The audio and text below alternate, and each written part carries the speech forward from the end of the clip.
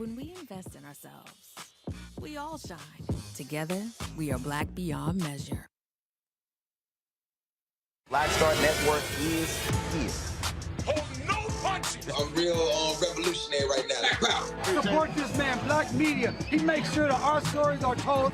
Thank you for being the voice of Black America, Roland. Stay Black. I love y'all. All momentum we have now, we have to keep this going. The video looks phenomenal. See, there's a difference between Black Star Network and Black-owned media and something like CNN. You can't be Black-owned media and be scared. It's time to be smart. Bring your eyeballs home. You dig?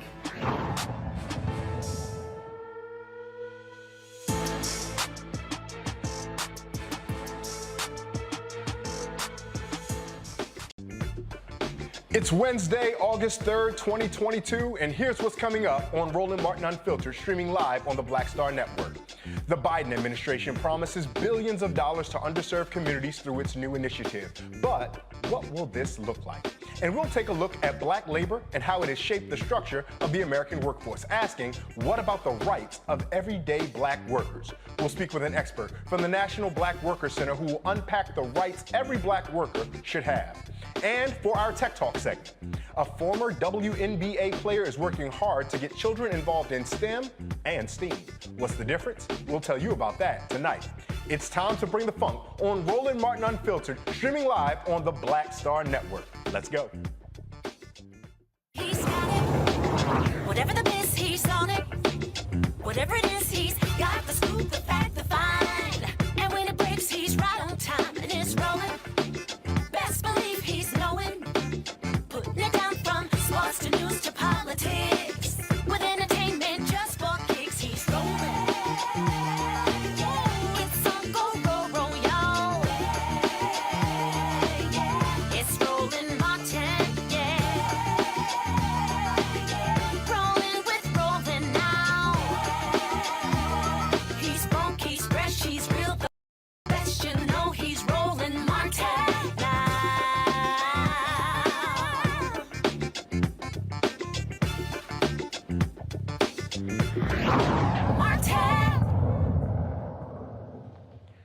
Jobs numbers continue to report low unemployment, which you think would be a good thing. But that doesn't tell the entire story of the worker experience. If all American workers are fighting an uphill battle in the labor market, we know Black workers face unique challenges. However, there are organizations here to help. Nzinga Hooker is the policy director of the National Black Worker Center, one of the aforementioned organizations, and she joins us now. Thank you so much for joining us, Ms. Hooker. You all have produced the Black Workers Bill of Rights, and to just get started, we know from our history classes, or we would like to think from our history classes, that we know what the Bill of Rights is, but what is the goal of the Black Workers Bill of Rights?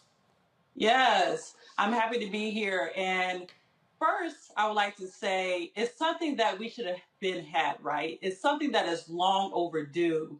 And the Black Worker Bill of Rights is both about creation and is about an undoing. So with this Black Worker Bill of Rights, we seek to undo the legacy of racism and intergenerational poverty, that is the systemic exclusion of Black workers from quality jobs and persistent policy violence that has been enacted against us, and the creation of additional rights and protections that workers need to ensure dignity at work with safe, healthy, and equitable job conditions. So the Black Worker Bill of Rights is 10 rights. It's 10 rights to seek to address the job crisis that Black workers are facing. As you may know, the job crisis for Black workers is layered. It's high unemployment rates, it's low wages, it's no benefits or few benefits, it's no savings or low savings, and it's constant racial discrimination and disparities in the job market. So the Black Worker Bill of Rights deals with a number of things, from the right to be free from surveillance on the job, to the right to organize, to the right to equitable wages and equal pay. This is what we are demanding, the Black Worker Bill of Rights, to ensure that Black workers who are currently in the labor market have these protections and that the generations to come have them as well.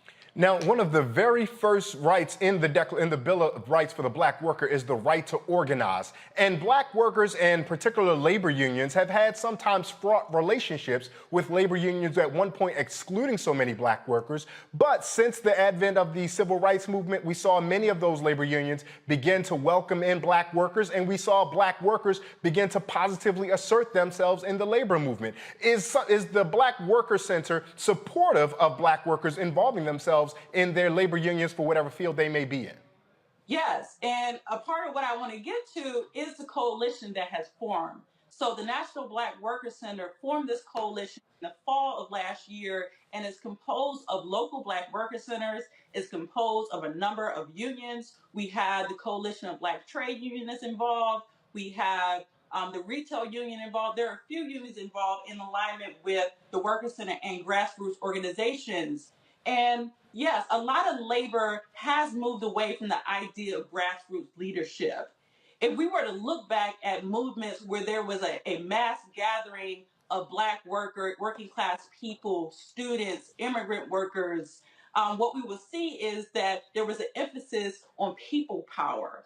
And we are seeing or witness to those prominent returns to labor as a grassroots movement. If you take a look at the Amazon Labor Union that formed in New York. So we are leaning into this shift in labor. We are respecting the people's power, and we're using this Bill of Rights as an advocacy and policy strategy to support the on-the-ground organizing and power building that we are seeing. So that is what this Black Worker Bill of Rights seeks to do.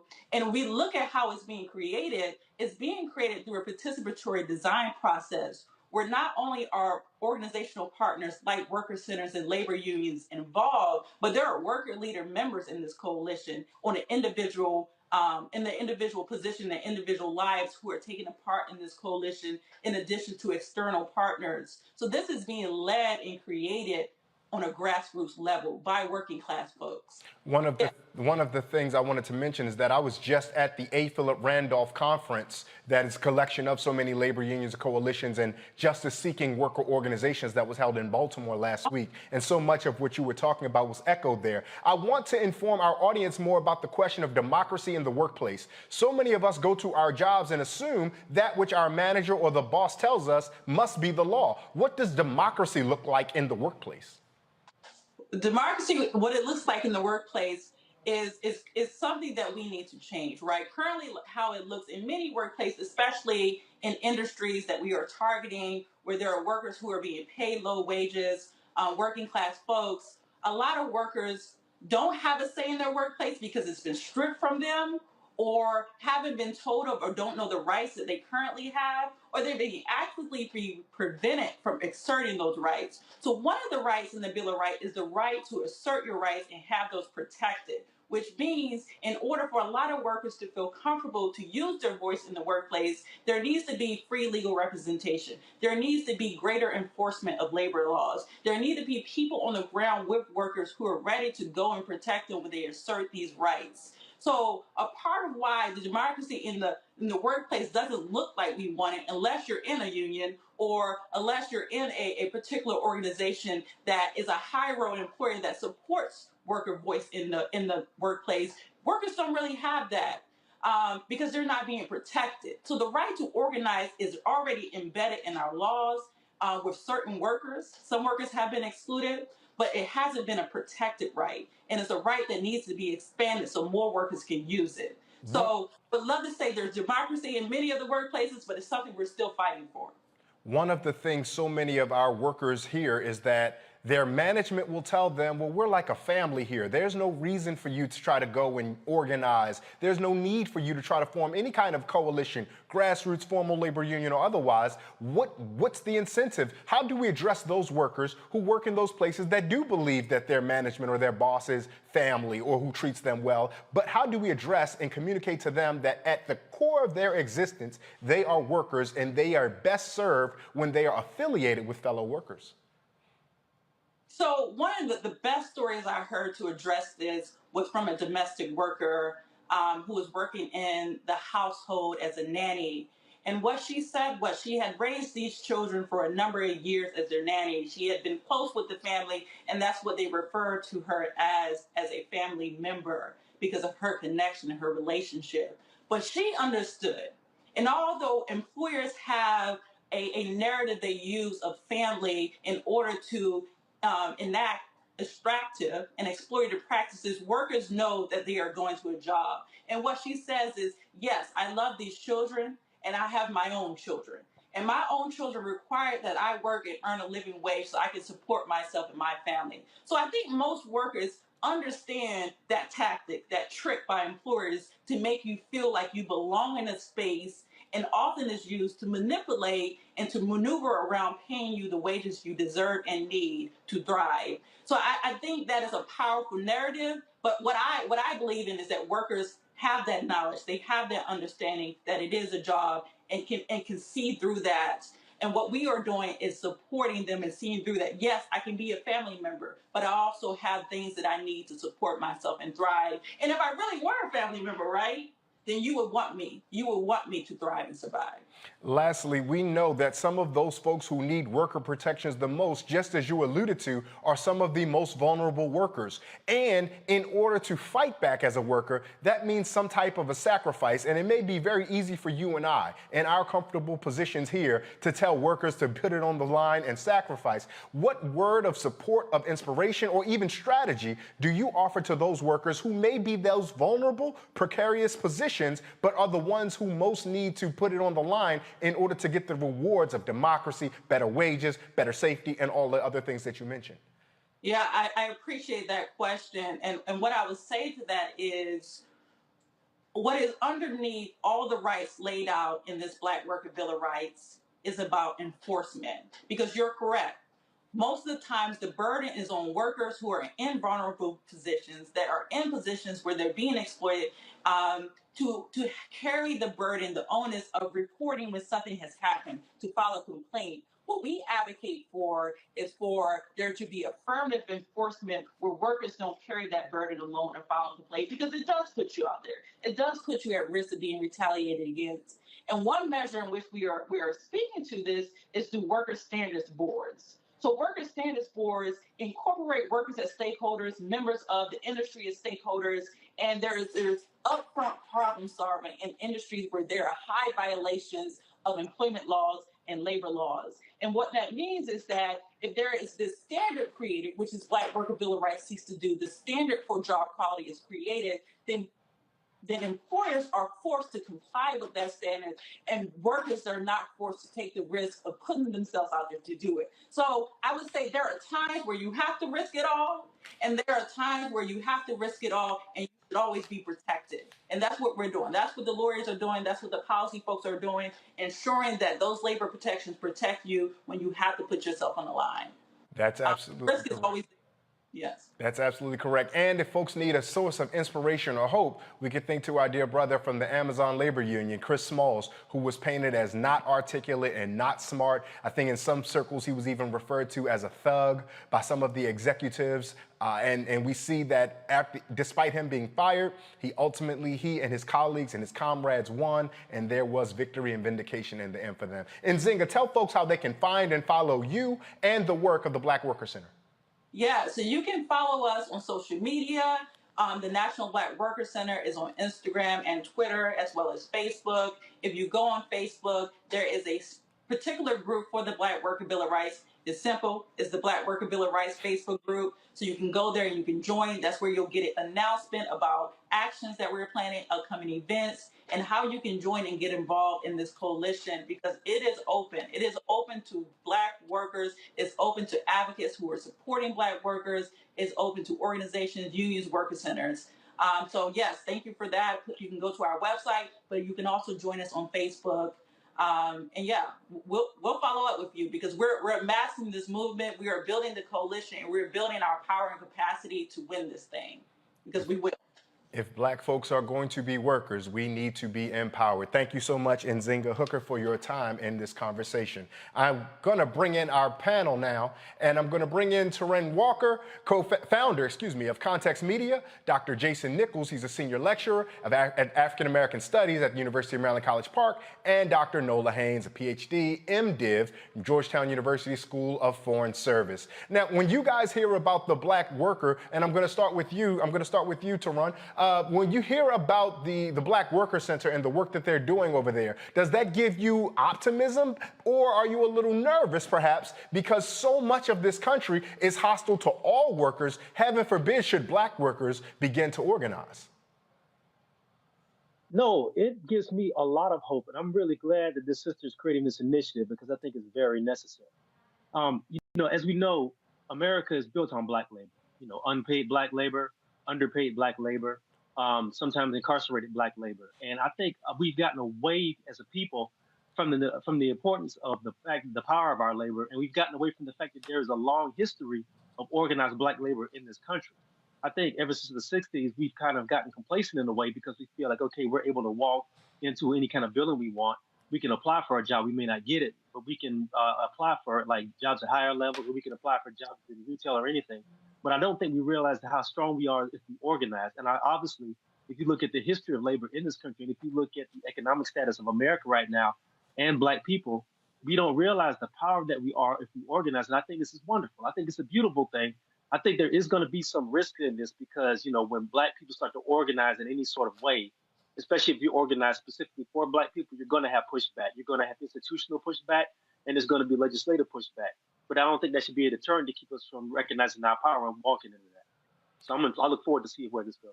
Dr. Nichols, I want to come to you. We know that the labor union really hit what felt like its peak in activism in the late 1960s, which not coincidentally was when they began to wholly welcome African-American men at least. And so we see that with organizations like DRUM, the Dodge Revolutionary Union Movement, those black workers there.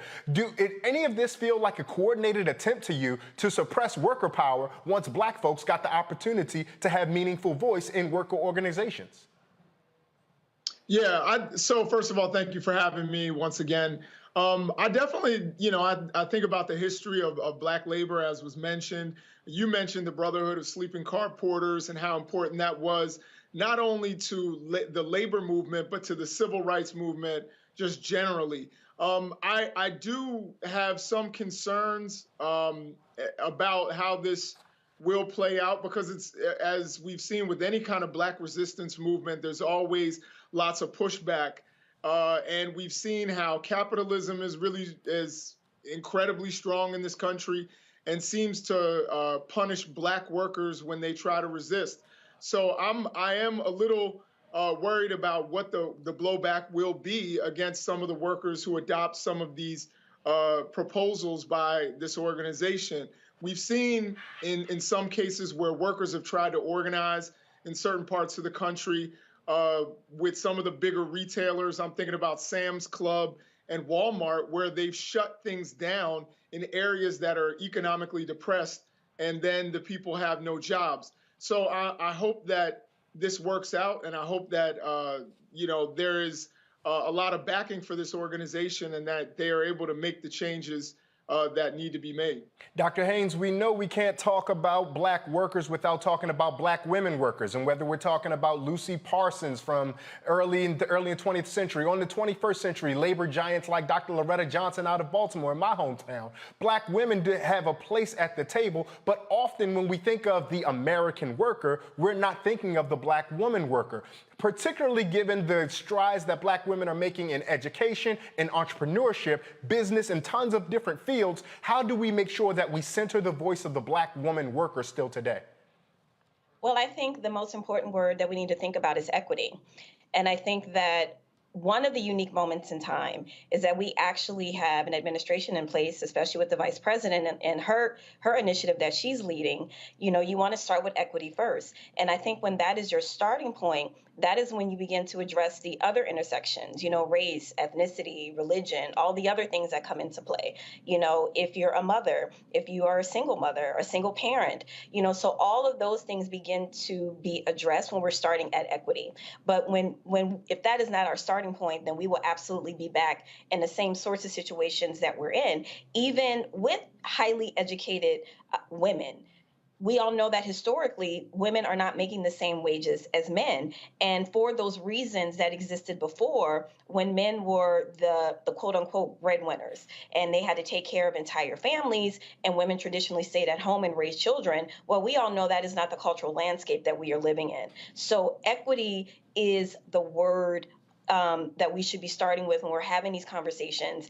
And I think that another part of this is we need to abandon this really kind of reckless cult of personality that exists, that was mentioned in the opening dialogue, in terms of working for people and not necessarily companies, or when the companies are people. And one example that I think about is the Tesla example. There are tons of people, especially in Southern California where I live, that invest a great deal of time, energy, and money in Teslas because they are energy efficient. But Tesla is also ran by a person with a very strong personality who recently, did not want people to organize. So we have to really think about our job choices too. Exactly what are we signing up for? Everything is about the brand. Everything is about, vibe and energy and things like that. But as a worker who has choice, what are you looking for in your employer? Are you looking for that moment, that person who is the it person? Or are you looking for a place where you can safely organize? Are you looking for a place that has paid maternity and paternity leave? Are you looking for a place that has benefits and that starts with equity? And so I think that the worker, we also have a responsibility to choose where a safe spaces where we want to work, and to make sure that we are pushing these companies, especially when they have a cult of personality thing going on, to make sure that we are pushing them in the right direction. Because I can tell you, I've been in a union for a very long time as a kid when I was a teenage actor in the Screen Actors Guild. And I've seen myself the differences of working ununion jobs and union jobs. I mean, non-union and union jobs. It's a massive difference when you have those protections. And a lot of grad programs are also organizing now. And I think that's a very good thing, because a lot of grad students are put to work under really, really, really stressful conditions. So I think that organizing is a really good American feature. But us as the worker, we have to understand our rights too, and to hold these people accountable. Dr. Haynes, I'm thinking about what you're saying, and it sounds good, but quite functionally, you said, well, why are we taking the jobs with these folks with cult of personality or places that won't let us organize? Quite frankly, so many of us will say, because that's the best paying job I can find. How do you suggest those of us who are in that precarious position negotiate our relationship with knowing that we work in a place that may not be hospitable to our needs, may not be as equitable as we want for workers, but the rewards that that job offers are so much greater than where we can find in other places that it would be foolish for us not to? What advice do you offer to those folks? I think that's a great point. And I think if we do the calculation in terms of, again, I go back to the worker, because we do have individual choices. It really depends on what is important to you. Now, if you do like a long kind of mathematical forecast about your mental health, your emotional health, you factor that into working for the IT company and the IT brand at that moment, but you are not protected as a worker, which is to say that at any moment, you can get a memo from that CEO who has has a crisis in that moment and decides you no longer have your job. So that's a level of instability that needs to be built into the long-term equation. So that's the best way that I can answer that, but that's a really great point. Terrain, we just talked about, or we think recently about the passing of Bill Russell, and we think about his athletic activism. We think about Jim Brown, Muhammad Ali, and those folks and their athletic activism. But we know their names because they were courageous enough to take risks. But quite honestly, with inflation going through the roof, seemingly everything costing more money, how do we tell workers to go ahead and take that risk that is necessary in order to break through to the other side for a more democratic workforce, knowing how difficult it is to survive for those of us who may have means? That's a very good question, and that's a very good point, and it's a very hard point. When it comes down to putting food on the table and having a shelter, having a roof over your head, it's very hard. It's very easy to sit back and say that, somebody should take this stance, somebody shouldn't take this stance. If you have the luxury to not worry about that. It just comes down to personal courage. And that's something that each individual has to think about for themselves. And that's something that each individual has to do their own soul searching from. All the people you mentioned, from Bill Russell, who just passed, rest in peace, to Muhammad Ali, to people who we never don't even know, had to sit with themselves and make a personal decision to say, yeah, I'm going to risk my financial future. I might risk some things with my family, even my personal safety, but my well-being and my morality will not tolerate me sitting silent about some of these things that I'm seeing and some of the things that I feel. And that's just one of those things that each individual, again, has to come to on their own. It's not going to be easy. And when people make those choices, it's never easy, but it has to be made. But that's an individual choice. And once that choice is made, usually people rally around that person. So that's what has to happen. It's great that you used about the rallying around that person at the end of your phrase. And Dr. Nichols, I'll give you the last word on this, because I'm thinking about how much stronger we are when we act collectively rather than acting individually. And I can anticipate or imagine how scary or daunting it might be when one of us says, you know what, I'm going to tell the boss where they can go and how they can get there. Or I'm going to tell the boss, if we don't have AC in our unit, we're going to put down our tools, or whatever the case may be. But I imagine when 3 or 4 or 5 or 6 of us go tell the boss we need AC, that might produce a better outcome. Do you believe that collective action might be a greater source of inspiration for courage in these types of democratic or workplace situations? Oh, without question. I mean, it goes back. I mean, you talked about the legacy, and our legacy as a people, which goes back to resistance, even to, enslaved plantations of, where there were enslaved Africans. Collective action was one of the things that actually worked in their resistance efforts. I think that collective action going, forward in the labor market has always been one of the things that's worked. And again, I'll mention A. Philip Randolph in the Brotherhood of Sleeping Car Porters.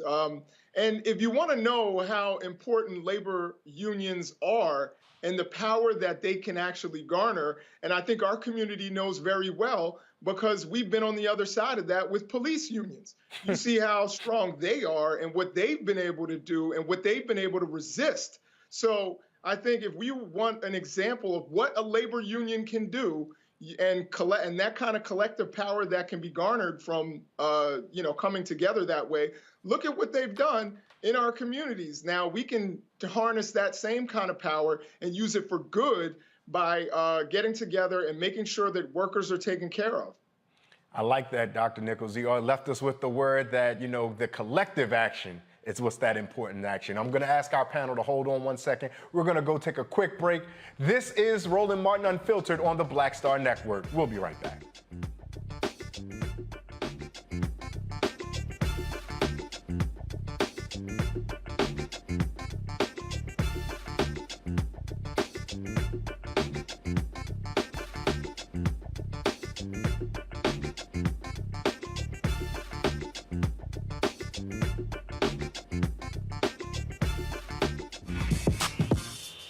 When we invest in ourselves, our glow, our vision, our vibe, we all shine. Together, we are Black beyond measure. On the next Get Wealthy with me, Deborah Owens, America's Wealth Coach, you see the headlines. All frightening, right? Interest rates are going up. The recession is on the way. The stock market is up and down. But you know what they say. Scared money don't make money. That's why I'm excited on our next Get Wealthy to have a conversation with someone who has written a new book, Fearless Finances, and she's going to share exactly what you need to do to secure your bag regardless of the ups and downs of the economy or the stock market. Oftentimes you can start with as little as $5. That's right here, only on Get Wealthy on Black Star Network.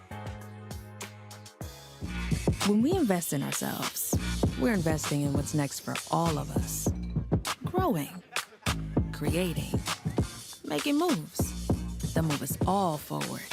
Together, we are Black beyond measure. Pull up a chair, take your seat. The Black Tape with me, Dr. Greg Carr, here on the Black Star Network. Every week, we'll take a deeper dive into the world we're living in. Join the conversation only on the Black Star Network.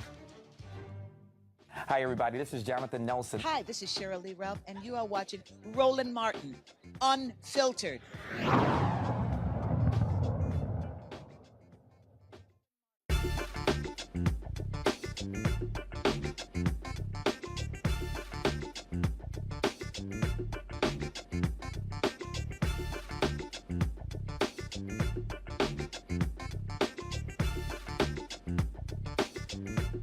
The Biden administration and a coalition of 24 companies and foundations are coming together to align historic investments in underserved communities. Last week, during an event in New York City, Vice President Kamala Harris announced historic efforts to catalyze and align public and private investments, including the formation of a new economic opportunity coalition to address economic disparities and accelerate economic opportunity in communities of color and other underserved communities. Here's some of what the Vice President had to share. America is a nation powered by the ambition and the aspiration of her people. The ambition and the aspiration to turn dreams into reality, including the aspiration and dream to start a business, to own a home, to get an education. That is the energy and the ambition that has always been a driver of America moving forward. It creates jobs, it sparks innovation, it expands the economy, and it makes our nation more competitive. But achieving that success requires a number of very specific things, and in particular, it requires access to capital.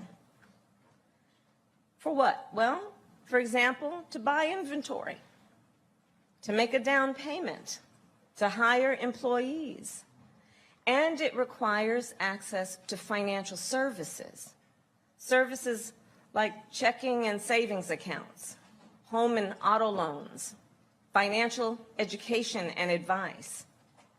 And what we know is not everyone in our nation has equal access to this essential support. Consider, for example, in our nation, Black entrepreneurs are 3 times more likely to report they did not apply for a loan for fear of being turned away by a bank. That fear being based on the stories and the experiences of their family, friends, and neighbors. Black and Latino homeowners are rejected by traditional financial institutions at a higher rate when applying for home loans. And this is the case even when they have credit profiles that are similar to other applicants. We are back with our panel. Joining us is Tarun Walker, Dr. Jason Nichols, and Dr. Nola Haynes. I'm going to start with you, Tarun. When we hear about this investment, this historic investment, when we hear about the significance of this historic investment, particularly for Black entrepreneurs, some may criticize this as a form of trickle-down capitalism, even for Black people. We've heard names mentioned in this organization like Bank of America. We know that Goldman Sachs will be involving themselves. And while we hear the big numbers attached, we want to get very excited about it, but we'd be hard-pressed to remove our long history of how Goldman Sachs, Bank of America, and some of these other institutions have dealt with Black people. When you hear about it, particularly as a founder of a media company, an entrepreneur yourself, Tarun, how do you receive this kind of news? You know, this isn't the first time that we, as a people, have been to this well. And this isn't the first time that some sort of initiative for Black entrepreneurs has been, suggested by an administration. On the one hand, I'm glad to see that there's some sort of light being shed on the fact that there are historic disadvantages that Black businesses have. But on the other hand, I'm very skeptical of this. And the reason I say that is the vice president is correct that there is a very long and there's a very tragic history of Black businesses being historically underfunded and Black entrepreneurs being disenfranchised. My question is, how much of this is going to be connected to education of the people who are delivering these loans, as well as the people who are moving into the possibility of potentially getting some of this help? You see what I'm saying? Because a lot of times, a lot of what happens with a lot of Black entrepreneurs is that a lot of things they don't take advantage of is because they're not aware of them, and there's a lack of education about what is available. So I'm wondering what's going to be tied to this, and also what strings are going to be tied to this money. What are the qualifications? What is the long-term goals for this? What is the long game? And I'm saying all that. A lot of this feels very open-ended, so I want to see what the end game is for all of this. Now, Dr. Haynes, I'd be remiss if I didn't at least acknowledge or praise the $3 billion investments that we have in CDFIs, that's community institutions, and MDIs, minority-serving institutions. I don't want to come to the well immediately ready to throw poison into it, though I do come with a degree of skepticism. If you hear some of these numbers about this historic investments in these minority-served institutions, how do you come away? What is your understanding about how this might make a real effect on our viewers and so many of us across the country? Well, I have two feelings about it. So my first thought is, you need very strong people, especially coming out of the executive office. You need the LBJs, you need the FDRs to push and advance policy forward, right? So you need that kind of, you need that big, not only investment, but you need the support of the administration to do just that. And I really do believe that Madam Vice President really is, she means what she says, right? Because she doesn't have to say it. And that's what people need to realize. She doesn't have to say these things. They're not safe things for her to say. She's saying it because she means it. And there are a lot of people around her that are working very hard to make sure that these policies are substantive and not just representative. Because I completely understand, I have a very long history of working in diversity, equity, inclusion, and accessibility. And I can't tell you how many programs come and go, and they may exist for a moment. I mean, there were tons of these programs popping up after George Floyd, and they're all but gone now, right? But you have you have someone in the administration who is strong and who is committed, and that is what policies like these need. Now, here's what I'm very curious about. To the education point, I think, yes, education and messaging that these programs will exist, and to be very clear about what the parameters are, to be very clear about what you can and cannot do, and to be very clear about some of the economic pitfalls that some of these programs may entail. So education is key. And I think on the other side, education is important for these people that are swimming in identity bias. The bias needs to be addressed. It's one thing to stand these policies up, but we all know what happened after Brown v. Board. Sorry, I can't speak this evening. It didn't automatically trigger states to go into desegregate schools, right? Again, the administration had to step in to make sure that this policy was enacted. So what are we going to do for people that carry these heavy biases with them that created this system in the first place? That is where I think a level of education needs to come in at. And that's where I think a lot of DEIA professionals can be very helpful here, because it's one thing for the government to say, here's this pot of money, right? And these are the people that you should be serving. But there are always going to be gatekeepers. And that's what I'm actually really concerned. It's one thing when you have a checklist of certain things that you need to, certain criteria you need to meet. But what about that person that's bringing their bias into the selection process? And so that's something that I'm definitely keeping my eye on, and something that I definitely, advocate for, because that's a major piece of the long-term fix to this long, historic, systemic problem here in America. Dr. Haynes, I'm glad that you alluded to FDR and LBJ, because I'm very curious about something. Both of those presidents were very explicit about willingly using public dollars to make social good. But here in this fact sheet that the White House has put out from the Vice President's office, it even notes that there will be $8.26 billion of investment in CFDIs and MDIs to incentivize them to provide loans. The thing that I'm a bit concerned about, and I'm not asking you to answer for the White House, so please read this question as such. But the thing that I'm a little concerned about is those two presidents you acknowledge recognized the serious nature of the time they were in and wielded the power of the federal government to its full capacity to serve the people. Whereas this seems to want to incentivize capital to serve the people. And unfortunately, the history of the United States tells us that capital doesn't always serve the people. Hence, that why some of the questions and concerns that Taron alluded to, some of the questions and concerns that you alluded to. How do we begin to reconcile that? How do you think we do that? Well, that's such a small question. Thank you for thanks for asking such a small question. Yeah. Let me try and fix the world in 5.5 seconds. Fair. Again, I really do think that it's about the commitment. I have a friend who always says that anything can get done in Washington if the appetite is there, right? And if you are really hungry, and if the appetite is really there, I have more of I'm a little bit more hopeful, because I do believe, in a lot of people that are working very hard on these sorts of initiatives. But again, that doesn't mean that we don't hold people accountable, and it doesn't mean that we show up, and remind people that this was the commitment, and we're making sure that people are standing on those commitments, and these aren't just empty and hollow words. So I don't know if I solved the world's problems in that response, but that's the best that I can do right now. I apologize for putting you in that position, Dr. Haynes. I hate it when folks do that to me, and I'm sorry to do that to you. Dr. Nichols, I do want to come and ask you a question. We know that we have 3 branches of government, right? We know we have the Supreme Court that will look at certain policies, be they executive orders or otherwise, and may flippantly say, nope, this is unconstitutional. And so should we worry, given all that we've seen, what I would call this activist court engage in so far, that anything that seems specifically targeted to help Black people may be at some point challenged in our judicial system and ultimately nullified, even if Vice President Harris and President Biden were wielding the full authority of the U.S. government to give Black folks billions of dollars directly? Well, it certainly can be challenged in federal court, but I really don't think that we have to fear that. And I'll tell you why. I'm more in line on this question with Tehran than I am with Dr. Haynes, honestly, because we've seen Black capitalism used as a supposed cure for Black intergenerational wealth gaps.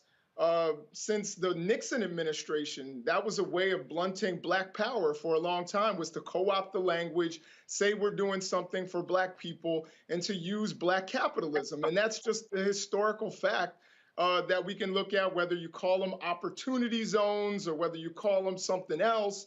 It seems like it's a way oftentimes that comes from the executive branch that avoids real, solid, strong legislative action to redress some of the things that we've seen historically, whether that's, reparations, whether it's something that would affect all of us, including things like baby bonds, but would certainly narrow the racial wealth gap. I think that there are more aggressive ways to go about this.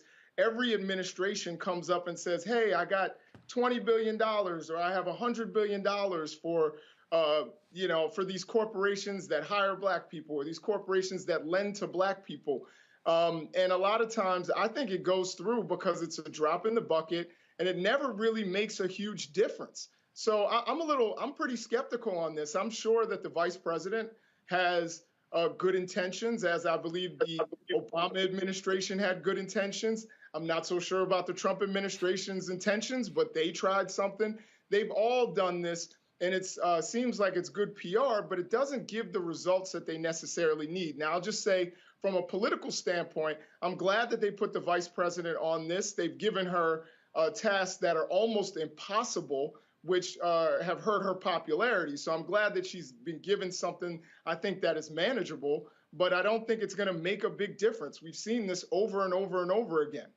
Now, but Dr. Nichols, I would say, I can imagine the answer already. Look at how fractured and divided the United States Senate is. Look at how tons of bills come out of the House that just languish in the United States Senate. Look at the aforementioned activist judicial Supreme Court. This, quite honestly, I imagine the Biden administration might say, is the best we can do. If that's the case, shouldn't we then try to organize our skills to maximize that which this executive order and this initiative can provide for folks? Well, I'm not against necessarily this executive order. I just am skeptical about the impact that it's actually going to have and the results that it's actually going to create. I would also say that, Democrats who want to, galvanize Black votes, they're in trouble. They're losing Black and Latino votes right now. if there's something that they can go to Congress and say, hey, this is something that we're doing for African Americans. If they want to go the congressional route, they still have a majority there, and they can put it in one of these budget reconciliation situations where they can avoid the filibuster. That's what they're doing right now. They need a simple majority, which they have, and if they can get that done, perhaps they could sneak some of this in and get this done from a legislative act. But I think what they're doing now is good. I just don't know that it's going to be any different than the opportunity zones. And when we saw what happened with opportunity zones, it benefited the companies. It benefited the capitalists. It benefited the Bank of Americas of the world and all these other organizations, rather than benefiting Black people and Black workers and Black working class communities. So that's my concern. I hope I'm wrong. I really do. But that is what we've seen historically. And, history is best qualified to reward all research, as Malcolm would say. Oh, I love that quotation, Dr. Nichols. Let me ask you this on a political space then. If these numbers are what we have in front of us, how can we perhaps move to organize the resources and organizations that we do have to access that capital to then begin to make leverage and make meaning for the communities around us? For example, if there's some of us in our various communities who have worker co-ops perhaps, how do we then begin to try to access that capital? Because as you alluded to, yes, this may be something that ultimately has historically rewarded the capitalists, but I imagine there are those on the ground who see this pot of money there and say, nah, I'm an organizer. I can go get that. Yeah, I hope that there are ways, and I hope that the government, and that goes to, I think what Dr. Haynes was saying about, education and making sure that people know that these funds are available, or maybe it was Tarot. One of the other guests was saying that, making sure that they know that these funds are available, reaching out to these community-based organizations. I think that now we need to understand that, historically, people just went to churches when they wanted to reach African-American people, but there are other organizations within African-American communities that could be reached and that really could use these funds to do good in the community. So I think that the administration, if they're really trying to make a change and really trying to reach some of these, co-ops and other organizations, they need to reach out to them and let them know, hey, these are available. These are how you reach them. This is how you apply. And I think it could make a difference. Tarun, I know that was you that first talked about messaging and about how to make that effective. So I'm going to come back to you, particularly because you have media experience. What should the messaging look like from the White House? What strategy should they engage in? And I don't want to sell your services for you, but which type of strategy should they engage in order to make sure that we don't have to sit here 7 years later and say, well, this next opportunity zone is just like the last thing that the Biden-Harris administration did? Well, I'm not even going to charge for this free advice right here, but here's the thing. I think what the administration is going to have to do, and this is going to be a very hard thing for them to do, but they're going to have to do it if they're serious about this. They're going to have to get away from the gatekeepers who they always talk to when they create these initiatives. And what I mean by that is the Black gatekeepers who have set themselves up as to be the go-betweens between the Black masses and the Black poor and Black working class and the administration. The administration is going to have to move around those people and start talking to people on the ground. I don't know what that looks like, but they're going to have to start talking to people who are doing actual real grassroots work in poor and working class Black communities. They're going to have to start talking to poor and working class people who have businesses in those communities. I don't care if it's the barbershop. I don't care if it's the brother who's got a rib shack. I don't care what it is, or if it's the brother who's doing detailing, whatever. Those real hard on the ground rank and file businesses are going to have to be part of this initiative. And that's what's going to have to happen. Because a lot of times when you have a gatekeeping class that tells you what you want to hear, or you have a gatekeeping class of people who are so closer to the administration than they are to the people, what you get is initiatives, and you get a lot of rhetoric. It doesn't really feed the people. So they're going to have to go to the people, talk to them, find out who the people who have the pulse on the street are, and deal with them first. That's what's going to have to happen, and then they can craft a plan and strategy. Tarun, walk me through this scenario. We see that after this, Black entrepreneurship booms. The affairs and the income and the financial prosperity of Black entrepreneurs is doing really well. But there's a significant number of the Black working class that is being left behind. how then would the Biden administration come back and sell that? Would they then sell that as this program as a success, as a failure? How should we as a community look at this program if that is to play out through this initiative?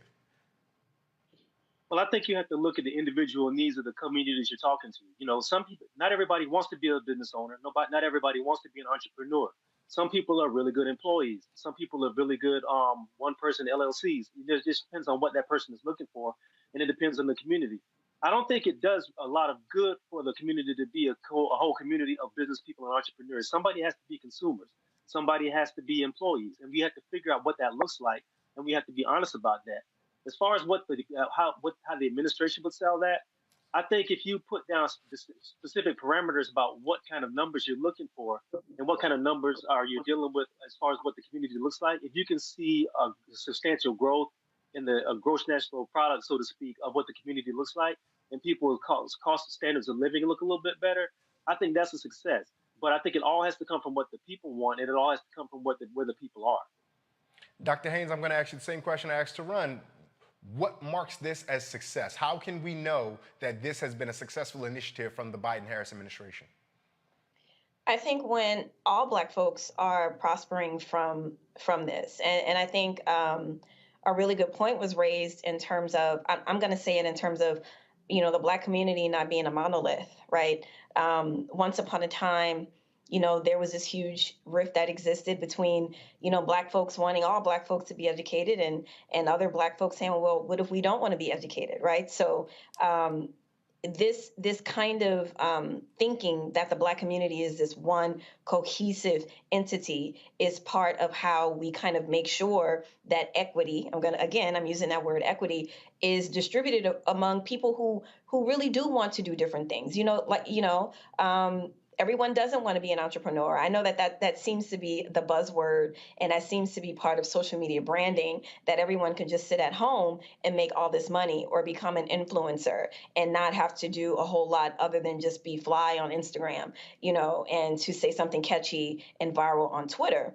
Okay, but even with that, even if those are people who want to be influencers, perhaps, you know, an incubator that cultivates, you know, how to be a successful influencer and how to make your coins and how to invest and how to pay your taxes, how to do 1099s. So to think about the different needs in the Black community and to fund those needs appropriately. But just to say that to identify one or two fixes that may work for one population, it may not work for another population. You know, so I really think knowing who and what the Black community is, and not just this one monolith, and understanding the various needs and desires and wants, I think that is very key to what success will look like overall, is to get away from this thinking that we all want the same things. We're not even all from the same places. You know, how could we all want the same one or two things, right? And not to say that policy is a cure-all to all things, but I think when you start seeing us as dynamic and layered, I think that's a really good complement to having effective policy, is to really understanding different communities that you are investing money in. Sorry, 1 second. I was trying to go viral on Twitter. Did you say something about going viral on Twitter, Dr. Haynes? Anyway. Thank you so much. We're going to take a quick break and come right back with much more. You're watching Roland Martin Unfiltered, streaming live on the Black Star Network. We'll be right back.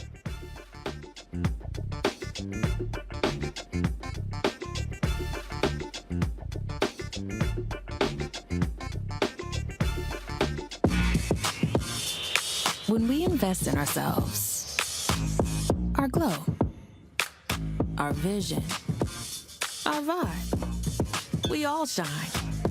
Together, we are Black beyond measure. Hi, I'm Dr. Jackie Hood Martin, and I have a question for you. Ever feel as if your life is teetering and the weight and pressure of the world is consistently on your shoulders? Well, let me tell you, living a balanced life isn't easy. Join me each Tuesday on Black Star Network for A Balanced Life with Dr. Jackie. We'll laugh together, cry together, pull ourselves together, and cheer each other on. So join me for new shows each Tuesday on Black Star Network, A Balanced Life with Dr. Jackie. When we invest in ourselves, we're investing in what's next for all of us. Growing, creating, making moves. The move us all forward. Together, we are Black beyond measure.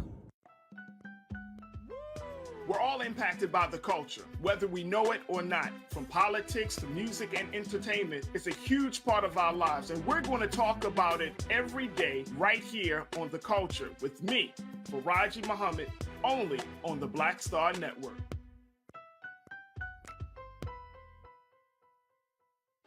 Hey, I'm Antonique Smith. Hello, everyone. It's Kiara Sheard. Hey, I'm Taj. I'm Coco. And I'm Lily. And we're SWB. What's up, y'all? It's Ryan Destiny, and you're watching Roland Martin Unfiltered.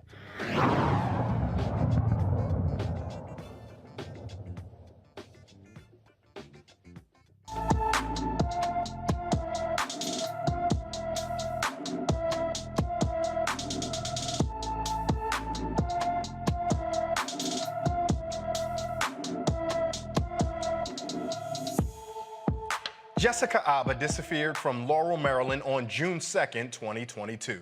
The 15-year-old is 5 feet 2 inches tall and weighs 120 pounds with brown hair and brown eyes. She was last seen wearing a tan blouse, blue jeans, and open-toed sandals. Anyone with information about Jessica Alba should call Laurel, Maryland Police Department. That number, 301-498-0092. Again, 301-498-0092.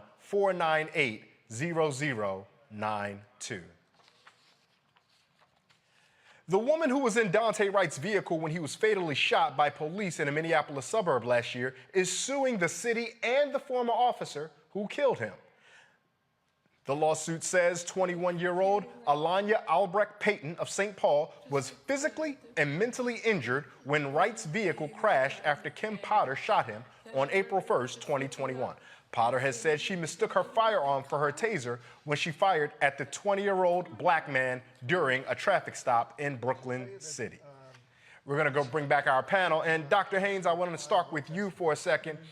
When you hear about this young woman who's now been adversely affected, the first thing that comes to my mind are all of the myriad of young women who seemingly happen to be in relationship or in community with young men as they are experiencing horror and violence at the hands of law enforcement, or in Trayvon Martin's case, pseudo-law enforcement.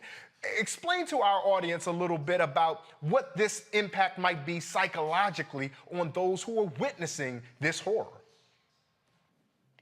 Listen, anytime I suffer from secondhand PTSD, I can't imagine being in the car or holding the phone, capturing the video when someone's dying and that person turns into a global figure of, police brutality and making sure that civil rights are being protected.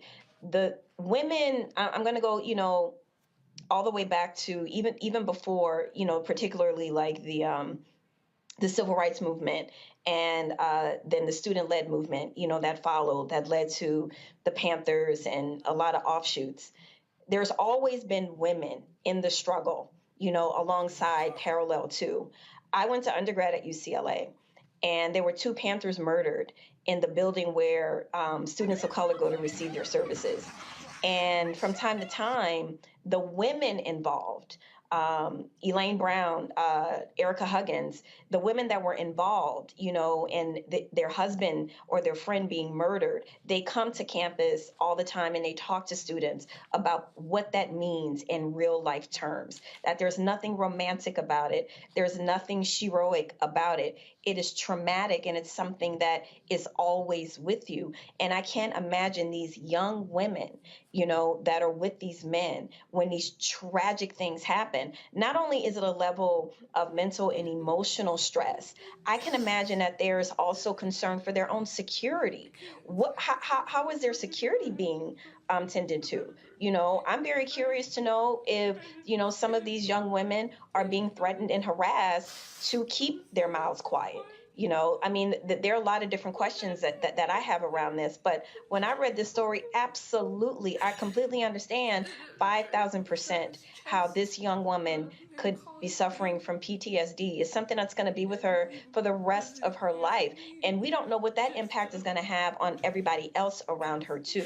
So I think that this case could really be a moment for women and, you know, significant others, not just women, all significant, where, you know, you are being cared for, and and there's going to be a legal provision where that sets precedent that you can also get some level of compensation, because this is going to impact their lives going forward. So I think that this is a very interesting case to watch, because this is definitely going to be, this could be precedent setting.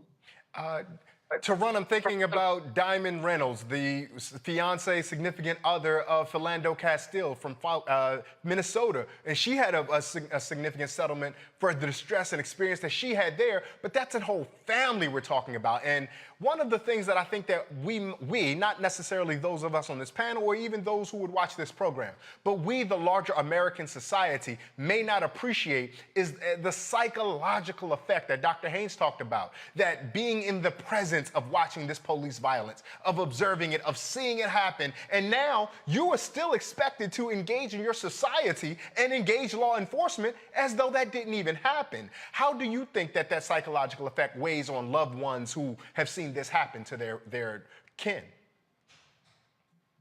Well, you know, to answer that question, you have to go back to the beginnings of chattel slavery in America. Black people have always been bystanders, and we've always suffered from the horrors of white supremacy, whether it was physical abuse, whether it was murder, whether it was lynching, whether it was assault in many different ways. And our loved ones and our women have unfortunately bearing the brunt of that pain and bearing the brunt of that suffering. What we're seeing happen right now is just that same trauma and that same abuse and that same brutality being codified by law enforcement and being offloaded outside of lynch mobs onto the agents of the state. So, you know, you got to think about what the psychological cost of a death in someone's family is under the best of circumstances. And then you imagine what the psychological cost of seeing your family member or your loved one or someone you're planning to build a life with taken from you by the state, and what the horror of that does to your psyche in that way when you're trying to build a life with somebody. Unfortunately, this is something that I don't think is going to happen, that it's going to end anytime soon, no matter how much lip service any administration gives. They're trying to put policies in place to stop this sort of thing. We live in a culture where we live in a culture where abusing Black bodies is a national pastime. And it's seen as almost like a law enforcement procedure. And I don't know how this is going to change that. I think what's going to have to happen until you make things so financially uncomfortable for this society and for law enforcement in this country, till these things begin to focus on looking at alternative ways to stop this behavior. That's the only way I think it's really going to stop. And I don't have an issue at all with this woman getting every dollar she can out of this lawsuit. I think the only way this is really going to change, as I said, is if you make it financially painful for it to happen. And you also have to make people realize that it seems like almost like a blood tax that has to happen when Black men and Black women are brutalized and killed by the state. And I also think it's very important to make people realize that Black people are human beings, and Black people have psychological damage by dealing with the society, dealing with it in this way. And I think this is what has to happen as well. We have to be seen as full human beings. The state has to be forced to see us as full human beings, and then maybe things can change, and then maybe things can change for the better in that way. I got some more headlines to share with our panel. A special prosecutor in Virginia says that a former police officer should not be criminally charged after he pepper sprayed, struck, and handcuffed a Black U.S. Army lieutenant. He did say, however, that the former officer should be investigated by the local U.S. Attorney's Office for civil rights violations. Now, the prosecutor's findings are the latest fallout from the traffic stop of a uniformed Army officer that drew national attention to the small town of Windsor. The man who was pulled over, Karan Nazario, was never charged with a crime. He's suing the two officers who were involved. I want to go back to my panel, and I'm going to start with you, Dr. Nichols. And I'm thinking about something that Tarun said just now that struck with me, that this has to be a blood tax. And it strikes me as hypocritical and politically inconsistent that so many of those who call themselves fiscal conservatives see the amount of money that municipalities and state have to put out time and again in these types of settlements, and yet don't exact more pressure on their law enforcement agencies to not do this type of thing, costing said city or state so much money. Am I misreading this to call this politically hypocritical, Dr. Nichols? No, you're not. And as a matter of fact, I would go a step farther. And I and some of my colleagues have called this out and said that, as a matter of fact, what should be done is those settlements should come out of police pensions. And I think you will see a lot of police officers maybe intervening before a police officer goes too far. If this comes out of their pensions, if you see like in Chicago, with literally hundreds of millions of dollars go towards settlements. We've seen, of course, these big settlements in Minneapolis as well, and there are around the country. Baltimore as well, your hometown. I'm about 20 minutes away. So this is something that we see around the country that costs these countries and not, these cities, and not even, wealthy cities. We're talking about poor cities like Baltimore, where there's a housing crisis, where there are all these other problems in the city. And all the times, every year in Baltimore, for example, just using Baltimore as an example, it seems like every year when school starts, they don't have air conditioning for the kids and expect them to learn, or they don't have heat in the winter in the schools. But yet they have millions of dollars to pay out in these settlements. And that's got to stop. And I think the one way we can get the law enforcement community's attention is if we say, okay, you're going to pay for it. Not the citizens tax dollars that's supposed to go to services and goods that the citizens deserve. It's going to come out of your money. And I think you will see a whole lot more officers intervene and say, hey, we need to do this strictly by the book, or else you're going to be costing me and my family and my retirement. And I think that could potentially start to make a change there.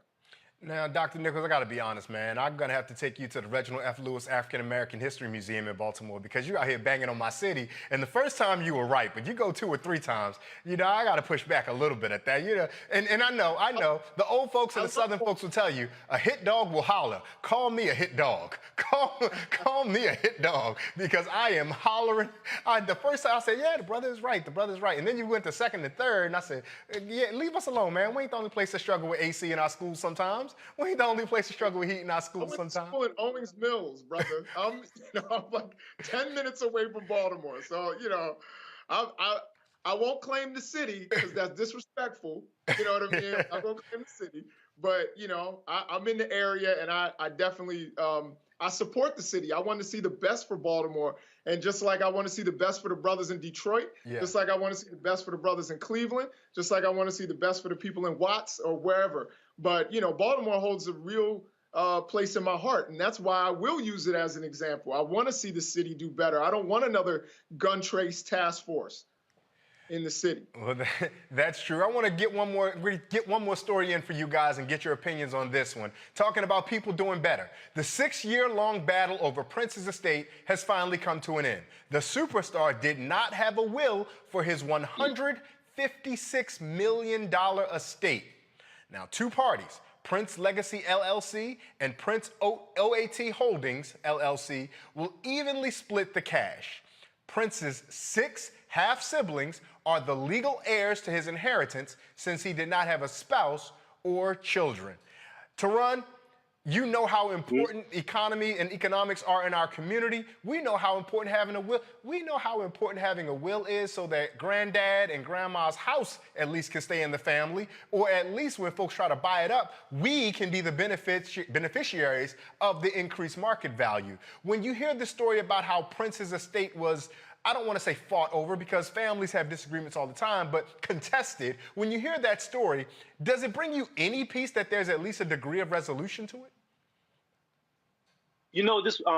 This situation resolved itself a lot quicker than I thought it was going to.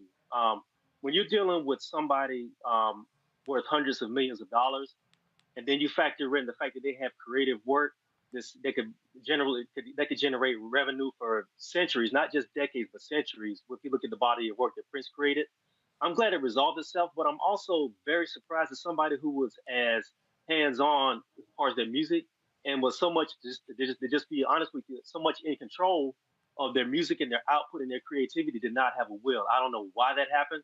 I know it might come from the fact that this brother was so caught up in his creativity and he was so all into his artistry that he maybe didn't want to think about what might happen after he was gone.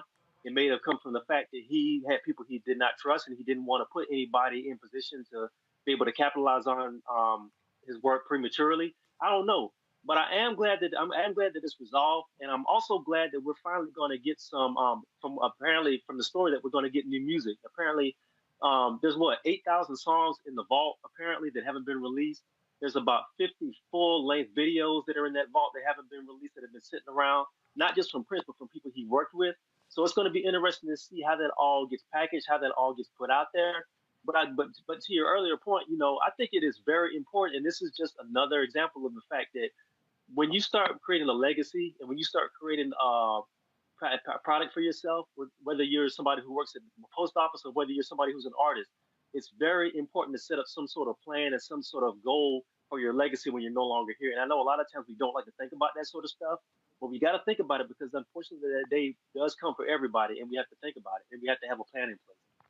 Absolutely, especially when that day comes unexpectedly. And I've got one more story that I'm just going to share with our audience before we take a quick break. Beyonce has announced that a verse from her newly released album, Renaissance, will be removed for using an ableist slur. In the song Heated, the words spaz and spazzing were used. Now, the term spaz is a derogatory term referring to cerebral palsy.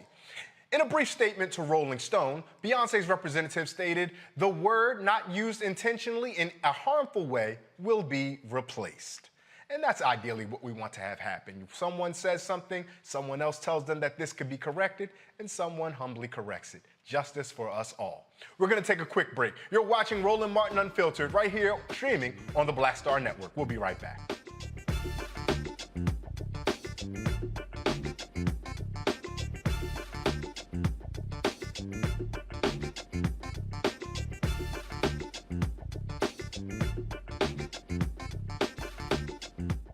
Sexy to me is the exact same feeling as running water, ever flowing.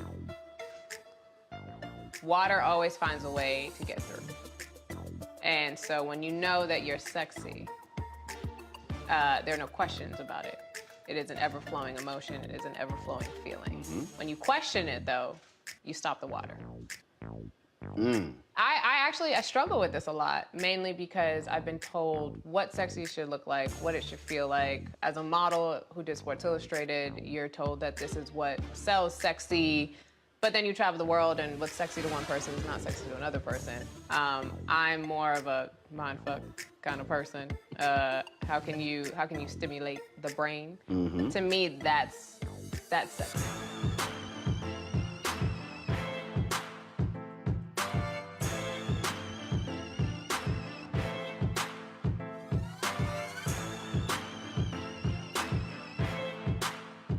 When we invest in ourselves, we all shine. Together, we are black beyond measure.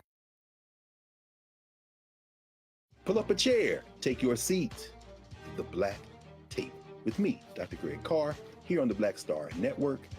Every week, we'll take a deeper dive into the world we're living in.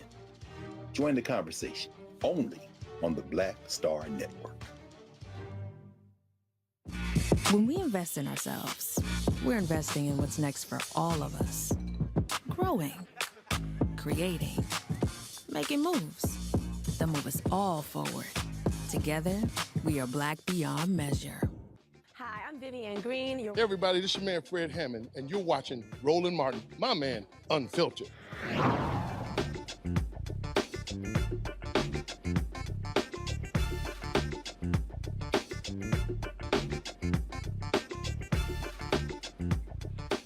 The ongoing challenges facing Americans demand new solutions to overcome them. An organization out of Chicago is working to offer those new solutions to old problems. The partners in Abolitions, Transformations, Healing, and Solidarity, or PATHS, are offering community-based cooperative solutions to the issues we all deal with. Joining me to discuss this is Renee Hatcher. Renee is an assistant law professor and director of the Community Enterprise and Solidarity Economy Clinic at the University of Illinois Chicago Law School. Renee, thank you so much for taking time to join us here on Roland Martin Unfiltered. So happy to be here with you, Ray.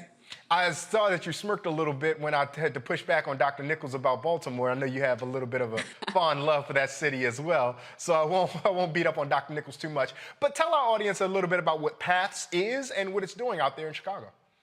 Yeah, so PATHS, Partners in Abolition, Transformation, and Healing, is a new collaborative of grassroots organizations here in Chicago, as well as worker co-ops, which I heard you shout out earlier in the show. That ultimately is trying to really put the institutions in the hands of the community to actually solve their own problems, right? So when we talk about, for example, the issues that we see with Black workers or Black job unemployment, what we're trying to do is create institutions, including worker co-ops, where Black folks in community can actually own their own jobs, where they can actually collectively own land together and build housing cooperatives. So they don't get evicted by their landlords, they become the landlords. We're trying to steward land together.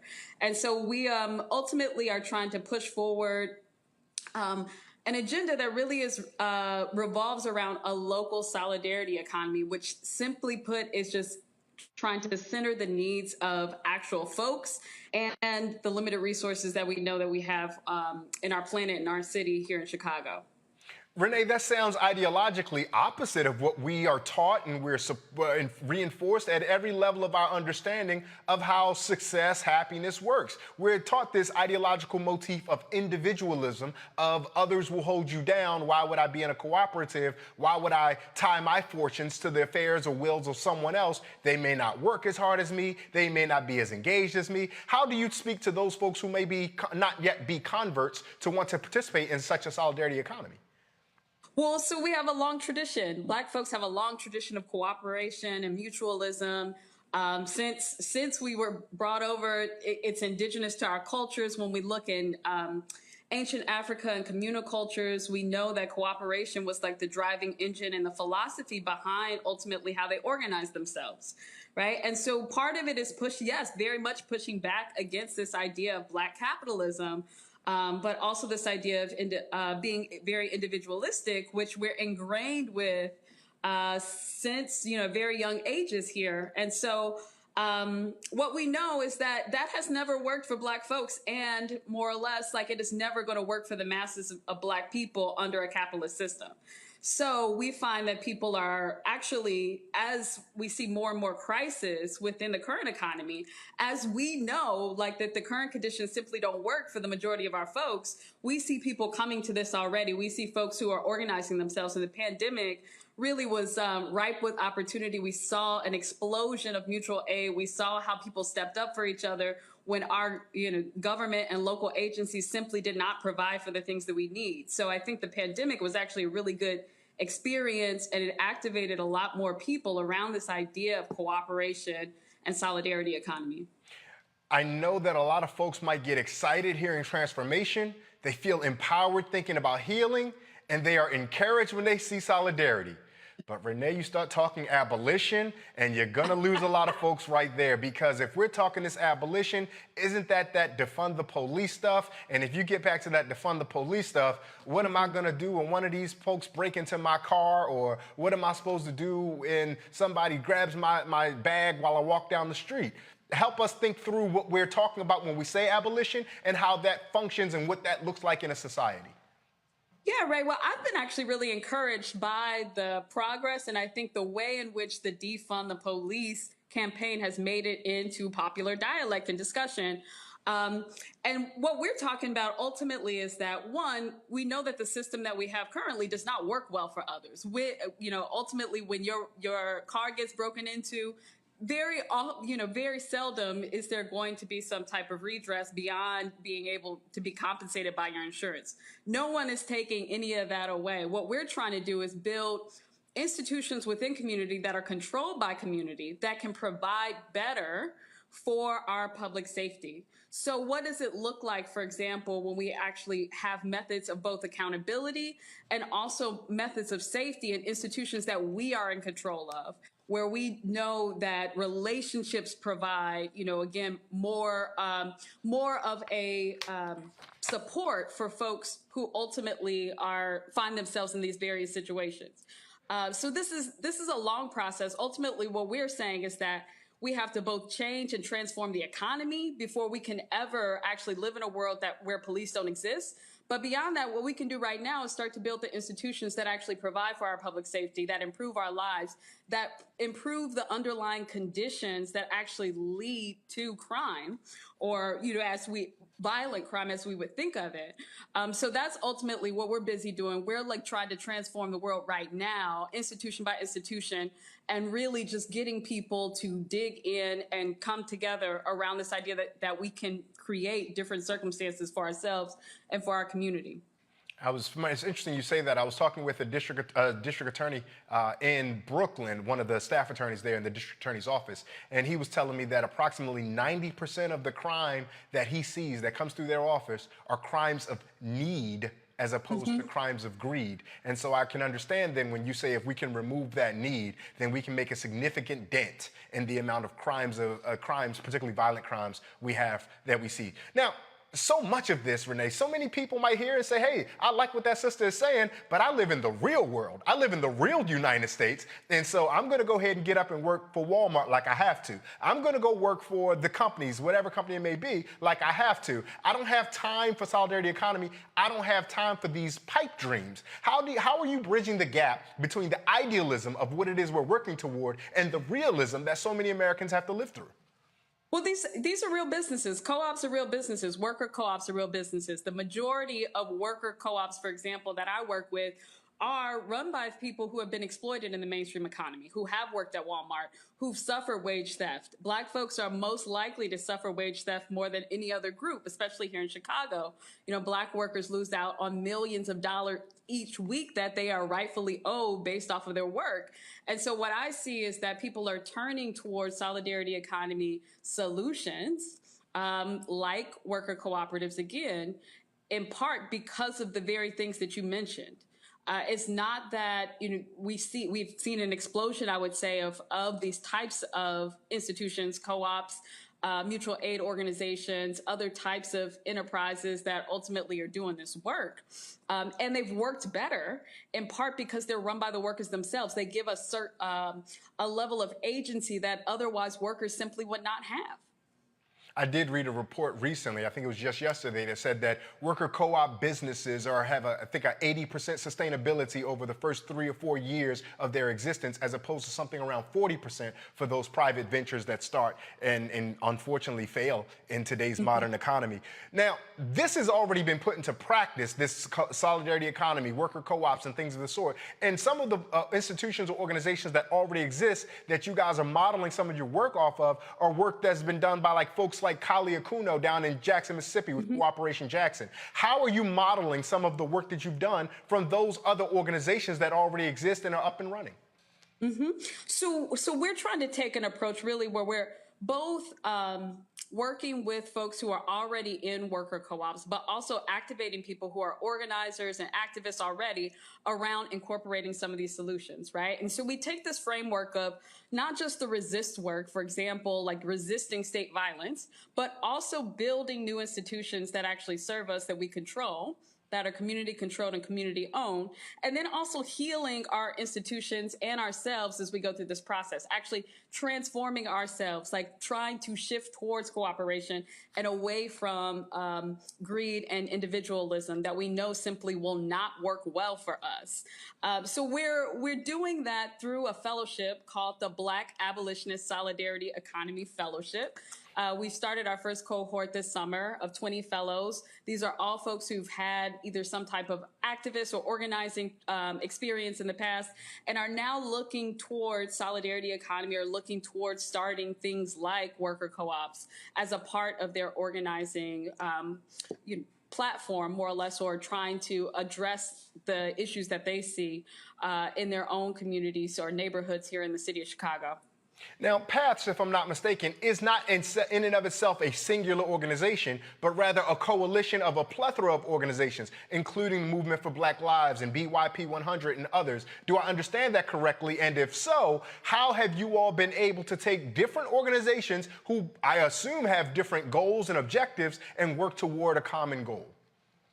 Well, so you're absolutely right. It's a coalition of organizations. We came together around a movement grant through the Woods Fund, a movement grant in trying to actually build out the solidarity economy and link a lot of the resist work with the build work, right? So these are folks like as you mentioned, BYP 100, like cooperatives, like Shy Fresh Commons, which is owned by Black women who have had experiences with the legal carceral system and now are running their own business together very successfully here in Chicago. And so it's a coalition of orgs and co-ops who are doing this work together.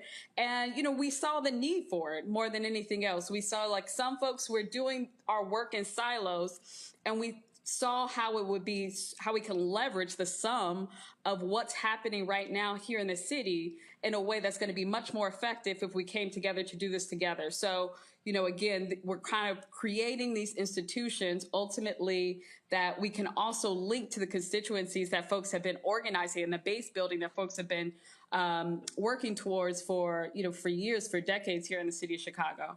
Renee, you used two words that I enjoy that you juxtapose them against each other, but I don't want them to get lost, and I want to unpack this. Resisting versus building. When you talk about those two as two different things, what are we talking about, and how does that manifest itself in our real life? Right. So, you know, there's a lot of work that we have to do around the resist work. And what I mean by that is that there are a number of systems that simply do not work for us. There are a number of ways in which the Black community in particular and more broadly, our systems are oppressive. So when we think about things, for example, around state violence, police violence, right? We do a lot of work and we have spent a lot of energy resisting state violence that happens in Black communities. And that work is really important. Also, what we have to do is build our own institutions that actually can help us collectively live fuller, better, more improved lives, like allow us to flourish, allow us to build community, allow us to access the food, the housing, the things that we need. And so that is the build work. That is the reimagining work of creating institutions that actually are controlled and also give life, right, to Black folks in ways that are affirming. This is not new work. You know, we know that there's a long history of Black cooperation. All the folks are luminaries. We're all involved in this work, everyone from Ella Baker to W.E.B. Du Bois. We know that, you know, this is a part of the work that we have to do, and that these institutions are the ones that ultimately will support us in those times of need. Renee, I've got one more question, and then I want to bring my panel in because I have three really sharp folks that I think might want to engage you on this conversation. But this question, you talk about imagination, and to be frank, life is hard, right? Groceries are expensive, gas is expensive, utilities are expensive. If you got kids, my kids are expensive. I think we might have lost Renee, but we'll bring her back in 1 second. I was going to bring the panel in, and I'll start with you, Dr. Haynes. I don't know if you had a chance to hear what we were talking with Renee about building out this collaborative initiative, but it sounds that with things being so challenging and so expensive, how do folks find the space and the wherewithal to come together? I think we may have Renee, I'm sorry, Dr. Haynes, to pitch you a question and then have to pull back for a second, but I do want to hear from Renee before we bring in our panel. Renee, what I was going to just ask you is, life is hard. How do I have the time? How do we expect working folks, working Black folks, working white folks, working people of all kinds to create this imagination necessary to recreate new institutions or systems when we're hard enough just trying to survive the institutions and systems that we exist in right now? Yeah, no, Ray, I think that's exactly right. And that's in part why these strategies are so important. So, for example, what I have seen is that people are using for-profit co-ops that are collectively owned by its workers as a space of organizing, right? So it allows you, one, in a way to run a business to sustain yourselves financially, At the same time, these co-ops are engaged politically. So these become sites of both political activation and also just in terms of getting the things that you need, right? It allows you to do that in a different way. And I think that's why this type of approach can be really helpful, especially to us, right? In part because we know folks are just always a lot of times trying to survive or simply do not have the types of time when you have 2-3 jobs and you're not going to make the community meeting, right? And so trying to rethink how we approach this and to allow more people both to access on-ramps of political activation and to do this work. Renee, I've got, as I mentioned, 3 really sharp folks here with us, and I'm going to start with Dr. Nola Haynes out of Georgetown University. Dr. Haynes, if you have a question for Renee or if you wanted to just bat some ideas back with her, I give you the floor to feel free to do that. Renee, so first of all, thank you so much for everything that you are doing. And I completely agree with you in terms of imagination. I think that we all saw when the world stopped, the entire world stopped when COVID hit. We all had to get imaginative. We all had to think differently. We all had to think outside of the box. So my question is for you, how do you think people who are exhausted from constantly engaging, constantly being told it's up to us to save democracy, it's up to us to, to keep fighting. The way that I think about it is, especially with Black people, we're tired of cleaning up. We've been cleaning up for a long time, and it seems like we are always tasked with cleaning up. So how do you address that? How do you deal with the folks that are legitimately just tired of always having to clean up? Yeah. Well, I think one of the positive things is that we've all had to turn ourselves inward and focus on our own healing. And Audre Lorde talks about this fact that healing not being an individual process, like being able to heal most effectively when you're in community with others, right? And so that's what I find is helpful in this moment. It's just not simply trying to tinker at the edges, as you all were talking earlier, tinker at the edges or simply roll back, for example, to the very limited sense of democracy that we had, maybe 10, 20 years ago before the Supreme Court gutted the Voting Rights Act. But how do we expand our ideas of democracy? And that has always been a part of the Black radical tradition in trying to push and deepen how we practice democracy. And in part, I think that those tools and also trying to provide those spaces of community and support are what kind of allows us to, rejuvenate ourselves, to regenerate ourselves. We know, especially at this moment, it feels like that so many things in the world are going wrong. I think that being in community with folks and actually doing that work together, doing that reimagining together is the thing that keeps us going. It's the thing that gets us excited. It's the thing that makes me not get discouraged every day, in part because I know that all these folks are working towards a better world, and it looks very different than simply, tinkering at the edges or just a few changes that simply will not equal freedom for most of my folks. Tarun, I want to hear from you. What do you have to Renee Hatcher? Well, first off, Renee, much respect to the work you're doing. I think it's very vital work, so respect to you for that. My question to you is this. It sounds like a lot of what you're building with your initiative is based in some of the things that our collective way of thinking almost goes back to the point of the Black Panther Breakfast Program and some of the co-ops that were happening there. A lot of that energy seems to have kind of faded out over the past couple of decades. And a lot of our collective way of thinking is moving to an individual's way of thinking. So what I want to ask you is, how have you been able to move the communities that you serve out of an individualist way of thinking into a collective community way of thinking? Yeah, I think that's hard, right? Because I do think that I think that we're running up against a cultural transformation, and we're thinking about cultural tools, right? I think to address some of that as well. But in part, folks, once you realize that simply the system that we're in, that this idea of individual wealth and charity, or this idea of I'll get wealthy and I'll give back to my community or to my neighborhood, that simply is not going to structurally change things for the masses of Black people. I think if folks are committed to their communities, once they get past that, once they understand that systematically, I think it becomes much easier in terms of okay, we need a different way of thinking.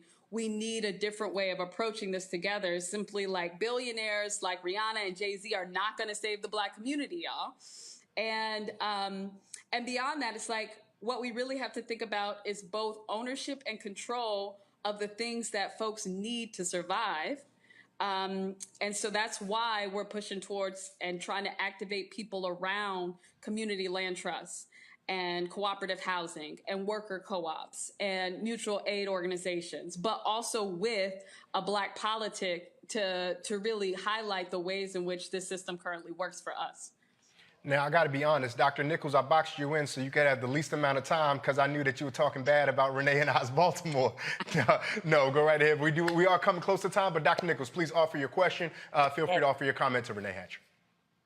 Sure. Thank you so much, Renee, for coming on. My question is, a lot of times when we have these academic ideas about how we can better the community, they get pushed back because people don't see how it's working. They think that it's just something in our heads. Now, so my question is there like an international model or some sort of model somewhere that you can point to that's been successful over a long period of time? I know I taught about the UNIA just a few hours ago to my students, and I'm thinking about something. Is there something that you can point to that lasted, for maybe generations and has been successful over a long period of time? Yeah, well, I would argue that Black folks have been practicing solidarity economy for a very long time, and it is like one of the ways that we've both resisted and kept us resilient and alive and here. So when we think about things like maroonage, when we think about runaway slaves creating community and actually providing for each other, like there are a plethora of examples. But then there are also international examples like Mondragon, which is based in Spain, which ultimately has become one of the largest cooperation networks of cooperatives. They have been very successful, and they've used worker co-ops as well as a cooperative bank or credit union to ensure that they consistently have full employment for their people that are in the Bath region of Spain. And these are folks who were specifically left out of the mainstream economy, who were marginalized in society and in their own context. And so that is a common example that we point to that started very small, that started simply with a school and a bank and one worker co-op, and now is a large conglomerate of worker co-ops that ultimately have hundreds and hundreds of jobs and do millions of dollars in revenue every year. And so that's one example to point to. This is, I like to tell people that this is not pie in the sky. At the same time, that's not necessarily what we're trying to build here. We want to make sure that what we're building is very much grounded in the grassroots and grounded in Black communities on a very small level. And then we're trying to think about scale simply in a different way to create many of these types of institutions that really provide locally for the things that people need, instead of trying to become, the next Fortune 500 company that simply happens to be a worker co-op.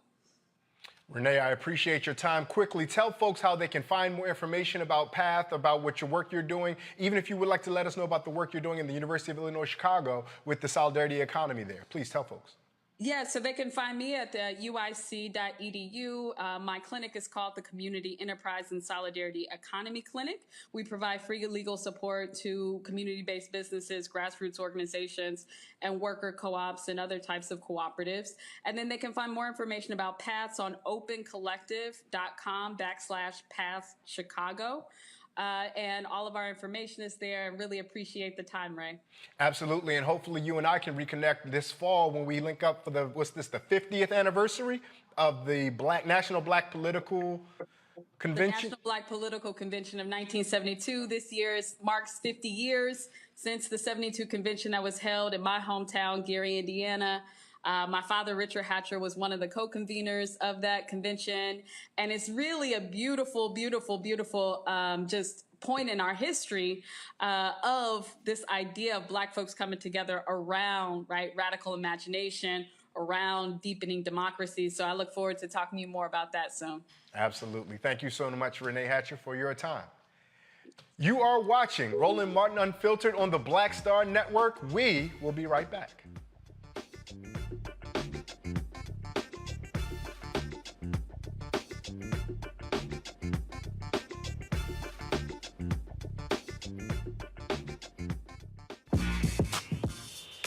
When we invest in ourselves, our glow, our vision, our vibe, we all shine. Together, we are Black beyond measure. Hi, I'm Dr. Jackie Hood Martin, and I have a question for you. Ever feel as if your life is teetering and the weight and pressure of the world is consistently on your shoulders? Well, let me tell you, living a balanced life isn't easy. Join me each Tuesday on Black Star Network for A Balanced Life with Dr. Jackie. We'll laugh together, cry together, pull ourselves together, and cheer each other on. So join me for new shows each Tuesday on Black Star Network, A Balanced Life with Dr. Jackie.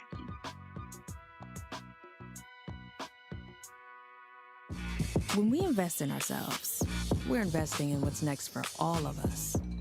Growing, creating, making moves that move us all forward. Together, we are Black beyond measure. Hey, I'm Antonique Smith. Hello, everyone. It's Kiara Sheard. Hey, I'm Taj. I'm Coco. And I'm Lily. And we're SWV. What's up, y'all? It's Ryan Destiny, and you're watching Roland Martin Unfiltered.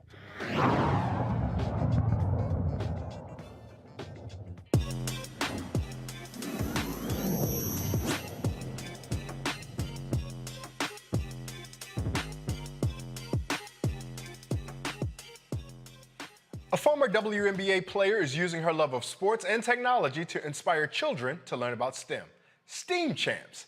The STEAM Champs Foundation Ball and Technology combines sports, coding, and robotics to introduce children into the vast world of technology. Naisha Butler, founder of STEAM Champs, joins us now. Ms. Butler, thank you so much for taking time to join us here on Roland Martin Unfiltered.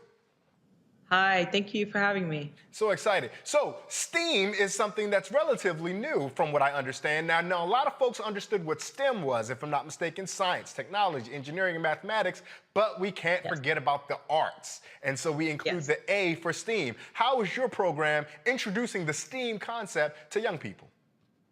Well, we have a mixture of coding classes where kids play games and they make games. We do chess so that they have unplugged activities. So we definitely work on their, focus and attention and just getting their mind to be creative. And we have coding, robotics, chess, and we do music theory. We kind of try to tackle the whole person. And we do ages as young as 5 because the whole idea is to get kids to start early and learning these technical fields and the vernacular and all this kind of stuff. So it's a fun place. We try to use like sports themes, arts themes to actually teach technical topics, and the kids like it. So often we try to find our young people and we found that we've pigeonholed them far too early, right? If you're going to be an engineer, we're sending you to engineering camp from age 12 up into forever. If you're a basketball player, you're only supposed to play basketball. And if you don't love basketball with your heart and soul, then what are you doing here? How are you integrating these myriad of experiences from music theory to chess to even coding and to produce this well-rounded young people that you're engaging? Well, America as a whole has a technical problem. There's obviously a digital divide. We have hundreds of thousands of jobs making 6 figures that lay empty, that are, you can go pro in actually these areas, in these arenas. So in general, kids, especially our kids, don't have technical skills. They're not going to engineering camps. They're not going to math camps early. And sometimes when they get older, it's kind of hard. It's kind of like computer language is exactly what is a language. And the earlier you get exposed to it, the better you are at it. So that whole 10,000 hour rule is a real thing. The difference, though, in starting your kids early with coding and technical skills and digital skills is that every single career in the future is going to be tech-enabled somehow or some way. So the idea is that whatever it is, if it's something in art, if it's reporting, if it's communications, whatever the case may be, in addition to obviously like engineering and STEM-related fields, you're going to have something to be tech-enabled. So the idea is that we really need to close this digital gap. We need to equip our kids with options and necessary foundational skills so that whatever they choose to, they're equipped to do well at it. Languaging is something I'm curious about. When you approach folks to let them know that you have this STEAM program, are they still reticent to join on because STEAM is not as popular or well known as STEM is? Yeah, it's just about education, right? So like A for arts, the idea is that we have to really be creative and getting kids' attention. That's how I use the arts.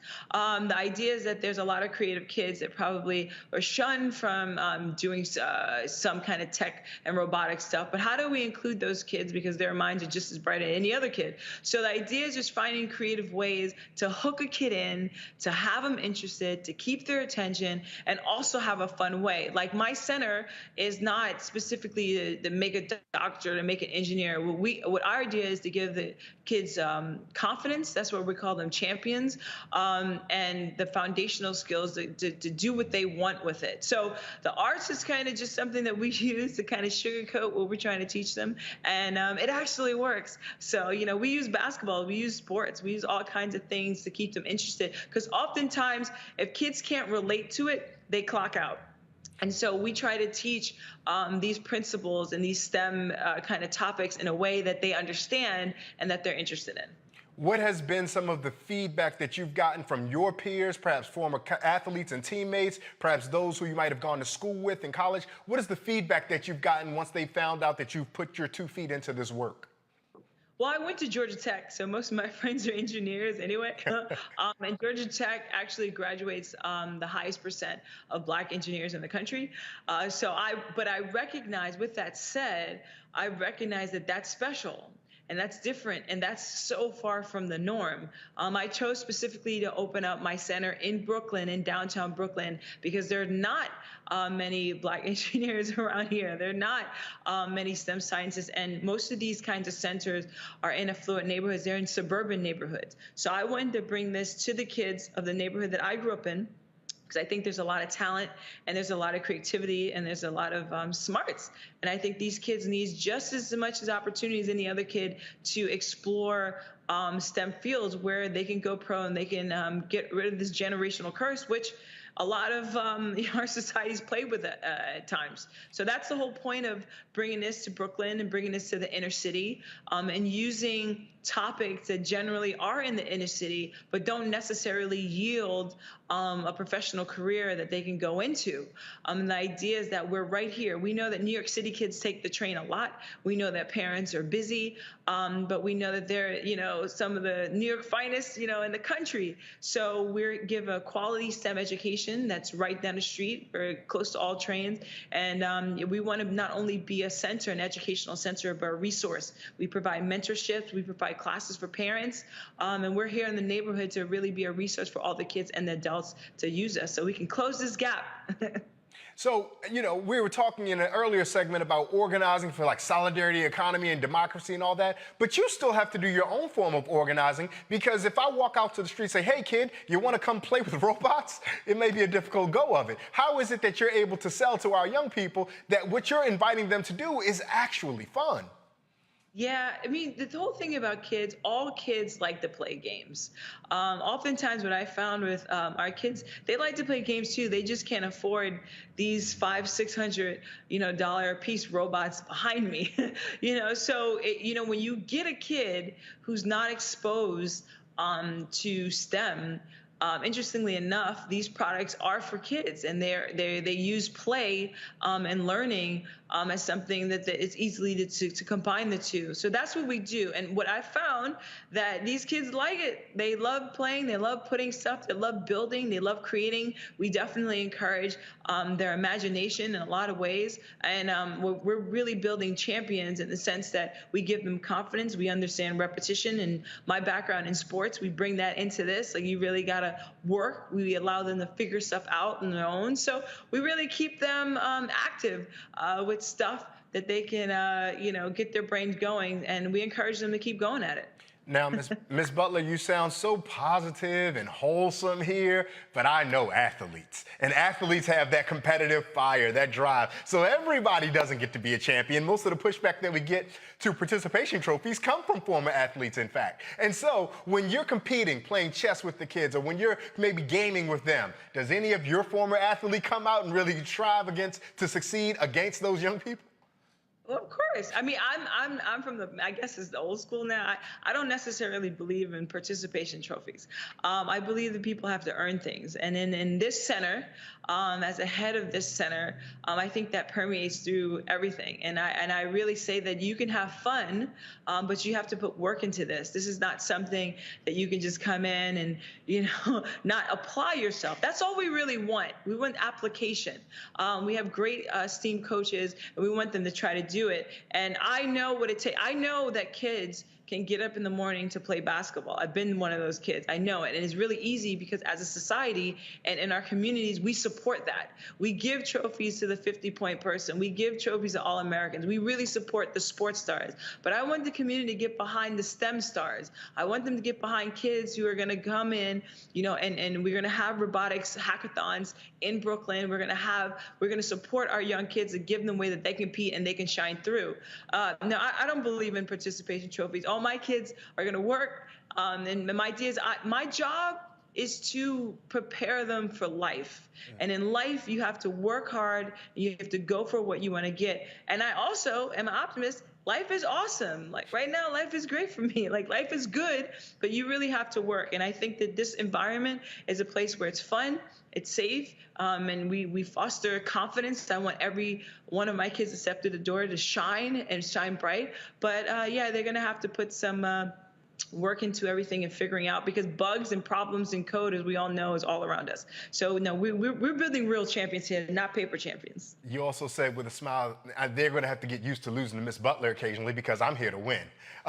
But you know, Miss Butler, we're broadcasting across the United States into the continent of Africa, throughout the diaspora, and everywhere else in the world where folks want to watch us. And you mentioned something that struck my attention. You talked about the rewards of society, right? Basketball, we see the rewards, so people are inspired to get up and practice. In other industries, we see the rewards. How do you help the young people and their parents see the rewards and incentives of STEAM programs?